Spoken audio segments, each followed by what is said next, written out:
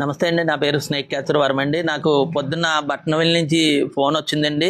పాము ఉందని, ఒక ఇంట్లో పాము ఉందని నాకు బట్నవెల్లి సతీష్ కుమార్ ప్రెసిడెంట్ గారు నాకు ఫోన్ చేశారండి. ఒకటి ఇక్కడికి రావడంతో ఇక్కడ కొంచెం పాడుపడ్డ ఇంట్లో రక్తపింజర పాము అండి. సుమారు 15 కేజీలు బరువు ఉంటుంది. అది ఆ ఇంట్లో ఎవరో ఉండకపోవటం వల్ల ఈ పాము అనేది ఆ ఇంట్లో నివాసం పెట్టిందండి. అలాగే ఇటీవల కొత్తగా హైవే రోడ్లు వేయటం వల్ల ఈ రక్తపింజర పాములన్నీ కూడా ప్రతి ఊర్లోని ప్రతి జిల్లాలో కూడా రక్తపింజర పాములన్నీ కూడా ఎక్కువైపోయినాయండి. అలాగే ఈ రక్తపింజర పాములు కరిసేయటం చాలా మంది ఇటీవల అలాగే ముమ్మడివరం మండలం ఒక అబ్బాయిని కూడా ఇలా ఇదే రక్తపింజర పాము కరిస్తే గవర్నమెంట్ హాస్పిటల్లో చికిత్స పొంది బాగానే ఉందండి. ఎందుకంటే ఈ పాములన్నీ కూడా ఈ శీతాకాలం తోటలకు నీరు పెట్టడం, అలాగే దుక్కులు దున్నటం వల్ల కూడా ఇవన్నీ కూడా చెదిరిపోయి ఇళ్లలోకి అలాగే మన దొడ్లలో కూడా వచ్చేయటం జరుగుతుంది. ప్రజలందరూ కూడా ఏమనుకుంటారంటే దీన్ని చూసి పడపాము లేకపోతే కొండ సెలవు అనుకుని దాని దగ్గరికి వెళ్ళటం జరుగుతుంది.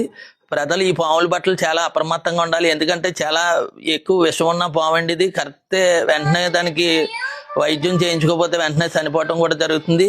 అలాగే ప్రజలందరూ కూడా ఇప్పుడు వచ్చేది వేసవకాలం కాబట్టి పాములన్నీ కూడా ఈ ఎచ్చదనానికి ఇంట్లో చల్లదనానికి ఇళ్లలో కూడా వచ్చేస్తూ ఉంటాయి.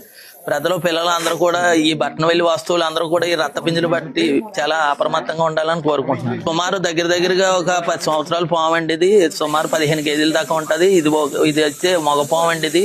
దీని జత పాము కూడా ఉండే అవకాశాలు ఉంటాయి ఎక్కువ నైటే తిరుగుతాయండి. ఈ పగటాలు అయితే ఎవరికి కనపడవు. ఇది ఎక్కడున్నది అక్కడే ఉంటది. నైట్ 6 గంటల నుంచి తెల్లవారులు కూడా ఇది మేతగానే తిరుగుతూ ఉంటది. నైట్ పూట ఎక్కువ ఈ రోడ్లు అయ్యి దాడుతున్నాయి. ఈ మధ్యన హైవే రోడ్లు అయ్యి కూడా దాడుతున్నాయని మాకు సమాచారం ఫోన్లు అయ్యి వస్తున్నాయండి. ప్రజలు ఎక్కడికైనా వెళ్ళినప్పుడు కూడా ఈ పామును చూసి కొంచెం దూరంగా ఉంటాం రైట్. ఎందుకంటే అది ఎగిరి వెంటనే కట్టడం కూడా జరుగుతుంది. దాన్ని చూద్దామనో లేకపోతే వీడియో తీద్దామనో ఫోటో తీద్దామనో దగ్గరికి వెళ్తే మటుకు వెంటనే కరిచే అవకాశాలు ఉన్నాయి. చాలా మంది కూడా ఈ పాముల పట్ల అప్రమత్తంగా ఉండండి. ఎక్కడైనా పాము వస్తే నాకు వెంటనే సమాచారం అందించండి.